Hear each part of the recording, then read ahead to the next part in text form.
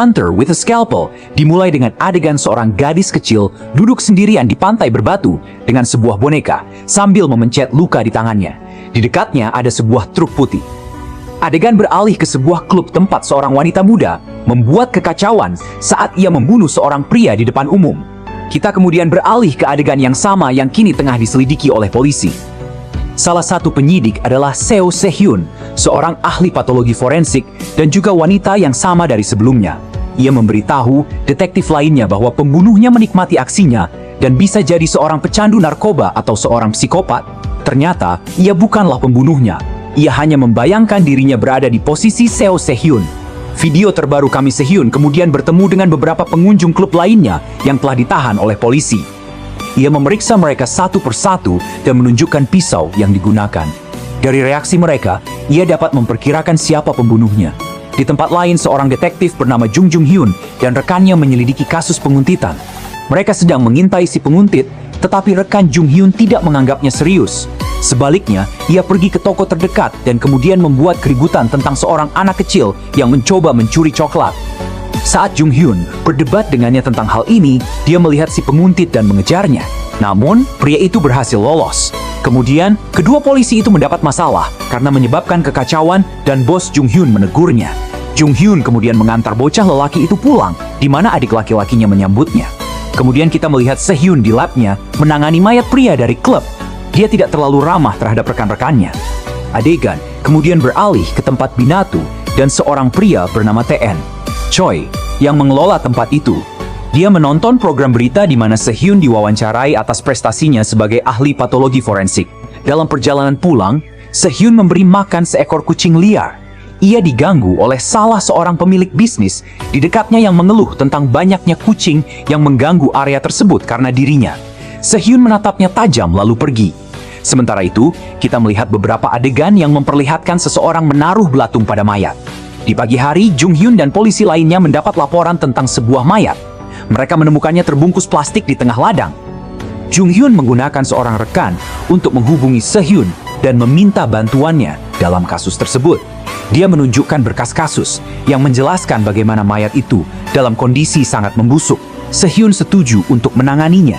Korbannya adalah Lee Yeon-ju, seorang wanita berusia 23 tahun. Se-hyun memeriksa mayatnya dan menemukan belatung di tempat salah satu mata seharusnya berada. Semua organ dalam gadis itu telah dikeluarkan, kecuali perutnya. Se-hyun juga menemukan bekas jarum suntik dan menyadari bahwa leher gadis itu patah. Yang paling mengejutkan, Se-hyun menemukan benang merah di dalam tubuh itu. Benang itu memicu kilas balik dirinya saat masih kecil, duduk di pantai berbatu dengan sebuah boneka.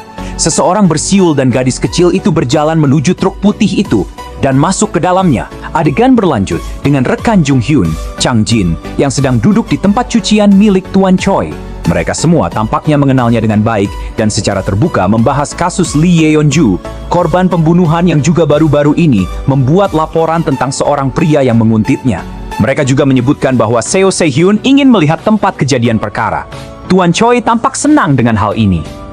Di Lembaga Layanan Forensik Nasional, Direktur Kim Myung-kwan memberitahu seorang dokter bernama Yang Jun-kyung bahwa ia ingin kasus Nam Song-hyop diselesaikan sebagai kasus penyerangan, bukan narkoba. Jun-kyung berkata bahwa Oh Min-ho akan berbicara dengan Se-hyun tentang hal itu hari ini. Kemudian kita melihat Se-hyun dan rekannya, Min-ho mengunjungi tempat kejadian perkara bersama Jung Hyun. Se-hyun merenungkan bagaimana pembunuh itu tampaknya sedang berpura-pura dengan mayat itu. Dia memberitahu Jung Hyun bahwa pembunuh itu pasti membutuhkan kendaraan besar untuk mengangkut mayat itu dan menunjukkan kamera CCTV di dekatnya yang akan menangkapnya. Dia dan Min-ho naik bus kembali ke Seoul. Seorang pria misterius yang wajahnya tidak kita lihat juga naik bus dan menguping pembicaraan mereka.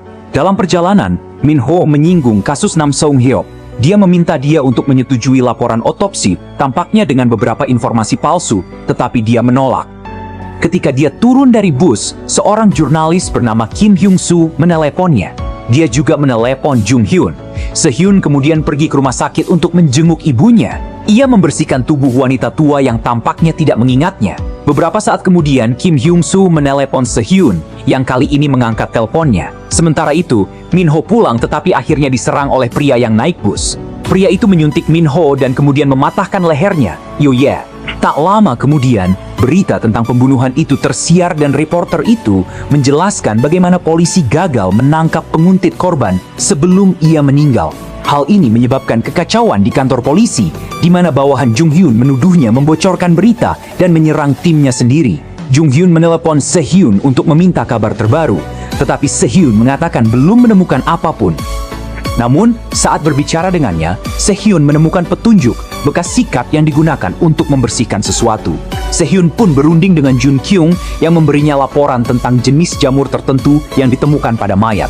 Se-hyun mengatakan bahwa dia pernah menangani mayat yang tidak diawetkan dengan benar selama kuliah. Mereka menanam jamur yang memerlukan pembersihan ketat dengan sikat. Namun, kilasan dari masa lalu menunjukkan bahwa dia sama sekali tidak mempelajari hal ini di masa kuliah. Di kantor polisi, Jung Hyun menjelaskan idenya untuk melihat pengemudi van dari rekaman CCTV. Namun, semua rekan kerjanya pulang tepat waktu dan meninggalkannya untuk melakukan pekerjaan berat. Sementara itu, petunjuk terus mengarahkan Se-hyun ke sosok dari masa lalunya, dan dia terus berkata pada dirinya sendiri bahwa dia sudah mati. Di ujung adegan berakhir dengan seorang gadis kecil menyeret koper di jalan. Darah menetes dari koper itu,